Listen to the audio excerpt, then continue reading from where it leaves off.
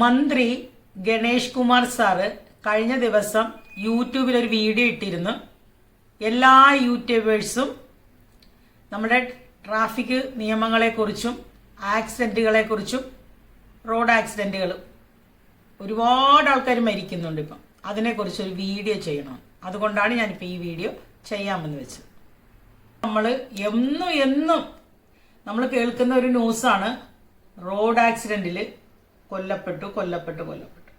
നടന്നു പോകുന്നവര് വണ്ടി ഇടിച്ച് മരിക്കുന്നു, ഡ്രൈവ് ചെയ്തു പോകുന്നവര് ആക്സിഡന്റിൽ മരിക്കുന്നു.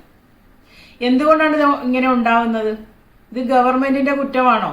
അല്ല, തീർച്ചയായും നമ്മൾ തന്നെയാണ് അതിലെ കുറ്റക്കാർ. ഡ്രൈവ് ചെയ്യുമ്പോൾ കെയർഫുള്ളായിട്ട് ഡ്രൈവ് ചെയ്യുക. പലരും കള്ളു കുടിച്ചിട്ടും മയക്കുമരുന്ന് അടിച്ചിട്ടും ഒക്കെയാണ് പലപ്പോഴും ഡ്രൈവ് ചെയ്യുന്നത്. ഫാമിലിയെ വരെ കൂട്ടത്തിലിരുത്തിക്കൊണ്ട്, ഭാര്യയെയും അമ്മയെയും കുഞ്ഞു മക്കളെയും വരെ അടുക്കലിരുത്തിക്കൊണ്ട് കള്ളും കുടിച്ചിട്ട് എത്രയോ പേര് വണ്ടി ഓടിച്ചു പോകുന്നു. വലിയ പിക്കപ്പും ലോറിയും ഒക്കെ ഓടിച്ചു വരുന്ന ഈ തമിഴരായ ആൾക്കാർ എത്രയോ പേര് കുടിച്ച് ലക്കില്ലാതെ വണ്ടി ഓടിക്കുന്നു. നമ്മൾ കാണുന്നുണ്ട്. പക്ഷെ ഇത് ചോദിക്കാനാവില്ല, അവരോട് പറയാനാവില്ല. പ്രതികരിക്കാൻ ചെല്ലുന്നവനെ തിരിച്ചു കുത്തേ വെട്ടേ ചെയ്യും. അല്ലെങ്കിൽ നിങ്ങൾക്ക് എന്താ കാര്യം, നിങ്ങളാണോ ട്രാഫിക് പോലീസ് എന്ന് ചോദിക്കും. അത് ഗവൺമെന്റ് നോക്കിക്കോളൂ എന്ന് പറയും. അതിനുള്ള മറുപടി അവർ നമുക്ക് തരുന്നത് ഇങ്ങനെയാണ്. അതുപോലെ തന്നെ ഇപ്പോഴത്തെ പിള്ളേര്, ആൺപിള്ളേരായാലും പെൺപിള്ളേരായാലും റോഡിലോട്ട് ബൈക്കുമായിട്ട് ഇറങ്ങിക്കഴിഞ്ഞാൽ എന്നാ സ്പീഡാണ്. ഇവര് വരണ കാണുമ്പോൾ നടന്നു പോണ നമ്മൾ തന്നെ ചങ്കലച്ചിയാവും. ഇവരെ ഓടിക്കുന്നത് കണ്ടാൽ അവരുടെയൊക്കെ പെറ്റ തള്ളമാരാണ് കാണണമെങ്കിൽ അപ്പൊ തന്നെ ഹാർട്ട് അറ്റാക്ക് ഉണ്ടായിട്ട് അപ്പൊ തന്നെ കാര്യമായി പോകും. അതുപോലെയാണ് സ്പീഡ്. പിള്ളേരോട് പറഞ്ഞാലൊന്നും കേൾക്കില്ല. ഈ ബൈക്കെടുത്ത് പുറത്തേക്ക് ഇറങ്ങുന്ന പല പിള്ളേർക്കും ലൈസൻസും ഇല്ല. ഈ ലൈസൻസ് ഉള്ളവരും കാണിക്കുന്ന ആ തെമ്മാടിത്തരം എന്ന് പറഞ്ഞാല്, ഇവർക്ക് ലൈസൻസ് കൊടുത്തത് റോഡിൽ ഈ കാറും ബൈക്കും ഒക്കെ ആയിട്ട് ഇറങ്ങിയിട്ട് ഉള്ള കൊള്ളരുതായ്മ മുഴുവൻ കാണിക്കാനാണ് ഗവൺമെന്റ് ലൈസൻസ് കൊടുക്കണം എന്നുള്ളതാണ് ഇവരുടെയൊക്കെ ധാരണ. ഈ ലൈസൻസ് കിട്ടാൻ വേണ്ടിയിട്ട് അവര് അവിടെ ചെല്ലുമ്പോൾ ഗവൺമെന്റ് അല്ലെ പോലീസ് പറയുന്ന റൂൾസ് ആൻഡ് റെഗുലേഷൻസ് ഇവര് അപ്പ കേൾക്കും. അവർ കാണാതെ കുത്തിയിരുന്ന് പഠിക്കും. എന്തിനാണ്? പഠിച്ചിട്ട് ഈ ടെസ്റ്റ് എഴുതി ഇവര് പാസ്സാകും. ഇവര് ഡ്രൈവ് ചെയ്ത ഡ്രൈവിങ്ങില് ഇവരുടെ ആ ഒരു പ്രാവീണ്യം കാണിച്ചു കൊടുക്കും. എന്നിട്ട് ലൈസൻസ് വാങ്ങും. അത് ലൈസൻസ് വാങ്ങുന്നവരേ ഉള്ളൂ. ലൈസൻസ് കിട്ടുന്നത് വരെ ഇവർക്ക് ഇതെല്ലാം നാരായണനാണ്. ലൈസൻസ് കിട്ടിക്കഴിഞ്ഞാലോ പിന്നെ അവർക്ക് കൂരായണനാണ്. ഈ ലൈസൻസ് വേണ്ട റോഡിൽ ഇറങ്ങിയിട്ട് പിന്നെ എന്തു ആവാം എന്നുള്ളതാണ് ഇവരുടെ ഒരു ധാരണ. ഈ നിയമങ്ങള് നിങ്ങൾ ലൈസൻസ് എടുക്കാൻ പോകുമ്പോൾ ആ ലൈസൻസ് കിട്ടുവാൻ വേണ്ടി മാത്രമുള്ളതല്ല, അത് പാലിക്കാനുള്ളതാണ് റോഡില്. ഒന്ന്, അപകടങ്ങളുടെ മെയിൻ കാരണം എന്ന് പറയുന്നത് ഓവർ സ്പീഡ് തന്നെയാണ്. രണ്ടാമത്തേത് സിഗ്നൽ, റെഡ് ലൈറ്റ് പലരും ശ്രദ്ധിക്കുന്നില്ല. ഇനി റെഡ് ലൈറ്റ് കണ്ടെന്ന് വെച്ചോ, ഒരു സിഗ്നലിലാണെന്ന് വെച്ചോ, ഒരു മഞ്ഞ് അങ്ങോട്ട് കത്തി കഴിഞ്ഞാൽ പിന്നെ ആ റെഡ് സെക്കൻഡ് കൊണ്ട് വീഴും. ഈ റെഡ് അങ്ങോട്ട് വീഴുന്നതിന് മുമ്പ് എന്റെ വണ്ടി എടുത്ത് പായണമെന്നുള്ള ഒരു വെപ്രാളമാണ്. അപ്പൊ അതേപോലെ തന്നെ അപ്പുറത്ത് നിൽക്കുന്നവന് ആ ചുവപ്പ് കഴിഞ്ഞ ആ മഞ്ഞ ഇങ്ങോട്ട് വന്ന് പിന്നെ ആ പച്ച ഇങ്ങോട്ട് കത്തുമ്പോ പൊച്ച വീണ പിന്നെ അവൻ നിൽക്കില്ല. അവൻ ആക്സിലേറ്ററിൽ ചവിട്ടി പിടിച്ച് അങ്ങോട്ട് നിൽക്കാണ്. പച്ച അങ്ങോട്ട് വീഴണം പായല, ആക്സിലേറ്റർ കൊടുത്തു. ഇതേ അവസ്ഥയിലായിരിക്കും ഇപ്പുറത്ത് നിൽക്കുന്നവൻ. ആ റെഡിലേക്ക് ഇങ്ങോട്ട് വരുന്നതിന് മുമ്പ്, ആ റെഡിലേക്ക് എത്തുന്നതിന് മുമ്പ് ആ മഞ്ഞലങ്ങോട്ട് ആവുമ്പോൾ തന്നെ പിടിച്ചോണ്ട് നിൽക്കുകയാണ് പായാന്. അപ്പോഴാണ് ഈ ആക്സിഡന്റ് ഉണ്ടാവുന്നത്. അതുപോലെ ലൈൻ ചേഞ്ച് ചെയ്യുമ്പോൾ പലപ്പോഴും ശ്രദ്ധിക്കുന്നില്ല. ബാക്കിലുള്ള വാഹനത്തിന്റെ സ്പീഡ് ശ്രദ്ധിക്കുന്നില്ല. സൈഡിൽ വാഹനം ഉണ്ടോ എന്ന് നോക്കുന്നില്ല. ലൈൻ ചേഞ്ച് ചെയ്യണമെന്ന് തോന്നുമ്പോ അങ്ങോട്ടൊരു നോട്ടം, ഒരു കയറ്റമാണ്. ഇതൊക്കെ തന്നെയാണ്. അതുപോലെ റോഡ് മുറിച്ച് കടക്കുന്ന ആൾക്കാര് 2 വേ ലൈനായിട്ടുള്ള സ്ഥലത്തൂടെയാണ് മുറിച്ച് കിടക്കണമെങ്കിൽ ഒരു സ്ഥലം ഇങ്ങനെ നോക്കും, മറു സ്ഥലം ശ്രദ്ധിക്കാൻ ചിലപ്പോൾ മറന്നു പോകും. അപ്പൊ ഇവിടുന്ന് വണ്ടിയിൽ അങ്ങോട്ട് കയറി ഇവിടുന്ന് വരുന്ന വണ്ടിയെ കാണുന്നില്ല, ഇടിച്ച്. അതും നമ്മളുടെ അശ്രദ്ധ കാരണം ഉണ്ടാകുന്നതാണ്. അപ്പൊ നമ്മളുടെ നിയമത്തെ അവരെന്താണോ പഠിപ്പിച്ചത് അത് റോഡിൽ ഇറങ്ങിയിട്ട് നമ്മൾ പാലിക്കാൻ ശ്രമിക്കുക. അങ്ങനെ റോഡില് ആ നിയമങ്ങൾ അതുപോലെ പാലിച്ചാല് ഈ പറഞ്ഞ അപകടങ്ങളിൽ നിന്നും എല്ലാവർക്കും രക്ഷപ്പെടാൻ പറ്റും. റെഡില് അതുപോലെ തന്നെ ചിലർക്കൊരു സൂക്കേടുണ്ട്. ഈ ആംബുലൻസ് ഒക്കെ വരുമ്പോ ഈ ആംബുലൻസിന് വഴി കൊടുക്കില്ല. അപ്പൊ ആംബുലൻസിന്റെ മുമ്പിൽ കിടന്നൊരു ഡാൻസർ വണ്ടി ഇട്ടുണ്ട്. ഈ ആംബുലൻസ് എന്ന് പറയുന്നത് എമർജൻസി ആയിട്ട് വരുന്ന ഒരു വാഹനമാണ്. ഒരു ആംബുലൻസ് എന്ന് പറയുന്നത് ഒരു ജീവനും കൊണ്ട് ഓടുന്ന ഒരു വാഹനമാണ്. അയാളെ രക്ഷിക്കാൻ വേണ്ടി കൊണ്ടുപോകുന്നതാണ്. അപ്പൊ ആ ജീവന്റെ വില നമ്മളും കൂടി കൽപ്പിക്കണം. അവരെ എത്രയും പെട്ടെന്ന് ഹോസ്പിറ്റലിൽ എത്തുവാൻ നമ്മളും കൂടി ഈ റോഡിൽ സഹായിക്കണം.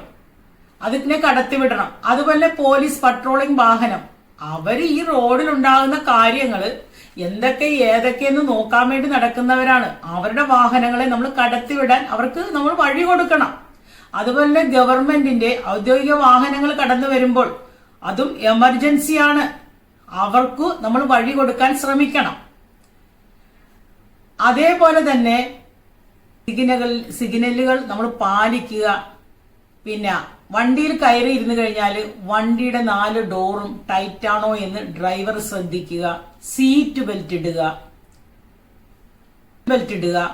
അതുപോലെ തന്നെ ഈ റോഡിൽ ഇറങ്ങിയിട്ട് ആവശ്യമുള്ളതിനും ഇല്ലാത്തതിനും ഇങ്ങനെ ഹോൺ അടിക്കുക.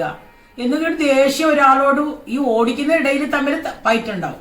ഈ ഫൈറ്റിൽ ഒരുത്തനോടുള്ള ആ ചീത്തവിളി ഈ ഹോണായിട്ടാണ് തീർക്കുന്നത്, ഹോൺ അടിയിലൂടെയാണ് തീർക്കുന്നത്, അല്ലെങ്കിൽ ഓവർ സ്പീഡിലാണ് തീർക്കുന്നത്. അതിന്റെയൊക്കെ ആവശ്യമുണ്ടാ?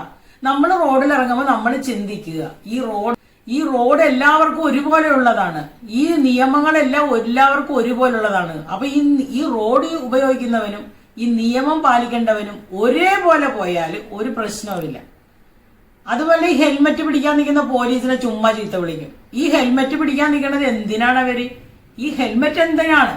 ഈ ഹെൽമെറ്റ് എന്ന് പറഞ്ഞാൽ നമ്മുടെ തല എന്തെങ്കിലും ഒരു ആക്സിഡന്റ് ഉണ്ടാകുമ്പോൾ നമ്മുടെ തലയ്ക്ക് കേട് പറ്റാതിരിക്കാൻ വേണ്ടിയിട്ട് വെക്കുന്ന ഒരു കുന്തമാണ് ഈ ഹെൽമെറ്റ് എന്ന് പറയുന്നത്.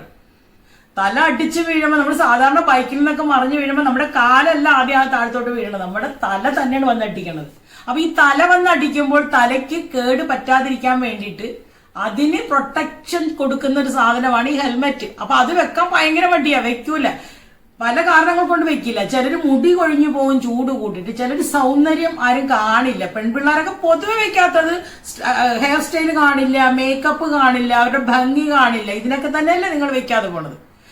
ആൺകുട്ടികളും ഈ പറഞ്ഞ പോലെയൊക്കെ തന്നെയാണ്. അപ്പൊ ഈ സ്റ്റൈലിന് വേണ്ടി ഇത് വെക്കാൻ പലപ്പോഴും മറന്നു പോകുന്നതല്ല, മനഃപൂർവ്വം വയ്ക്കുന്നില്ല എന്നുള്ളതാണ് സത്യം.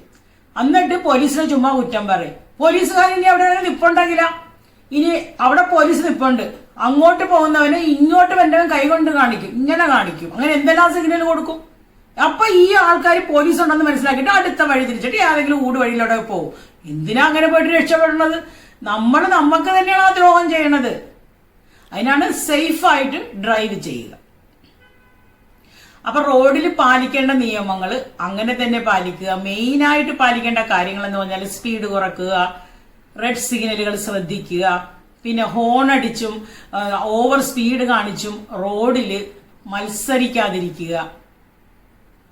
അതുപോലെ തന്നെ ഡ്രൈവിംഗ് ചെയ്യുമ്പോൾ മദ്യപിച്ചിട്ട് ഡ്രൈവ് ചെയ്യാതിരിക്കുക.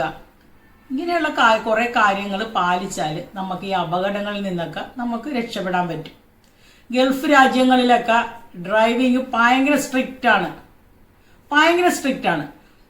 എങ്ങനെയൊക്കെ ഓടിച്ച് എങ്ങനെയൊക്കെ ആണെന്ന് പറഞ്ഞാൽ ഇടക്കിടക്ക് പോലീസ് പരിശോധന ഉണ്ടാവും. ഈ പരിശോധനയിൽ അവർ പിടിച്ചു കഴിഞ്ഞാൽ നല്ല ഫൈനും വാങ്ങും. ഒറ്റപ്പിടുത്തത്തിൽ ചിലപ്പോൾ ഇന്ത്യന്റെ ഒരു 5000, 6000, 10000, 12000 രൂപ. റെഡ് സിഗ്നൽ കടന്നു കഴിഞ്ഞാൽ 500 ദിർഹംസ് ആണ് ദുബായിലൊക്കെ ഫൈന്. ഒമാനില് 50 ദിനാറാണ്. 10, 11,000, 12,000 രൂപ വരും. അതൊരു 2 പ്രാവശ്യം കയ്യിൽ നിന്ന് കൊടുക്കേണ്ടി വരുമ്പോഴത്തേക്ക് മര്യാദ പഠിക്കും, താനെ പഠിക്കും, കാശ് പോകുമ്പോൾ താനെ പഠിക്കും. അപ്പൊ ഞാൻ പറയണത് ഇന്ത്യയിലും വലിയ ഫൈൻ കൊടുക്കണം. ഈ ലൈസൻസ് ഇല്ലാതെയൊക്കെ പിടിക്കുന്ന പിള്ളേർക്ക് ഒരു 25 ലക്ഷമൊക്കെ അങ്ങോട്ട് കൊടുക്കണം ഫൈന്. ഈ ലൈസൻസ് ഇല്ലാതെ എന്തിനാ പിള്ളേർ എടുത്തോണ്ട് പോണത്? എന്തിനാ വീട്ടുകാർ ഈ വണ്ടി കൊടുക്കണത്? എന്തിനാ ഈ ലൈസൻസ് ഇല്ലാതെ പിള്ളേർ ഈ വണ്ടി എടുത്ത് പായണതിന്റെ ആവശ്യമുണ്ടോ? ഇല്ലല്ലോ.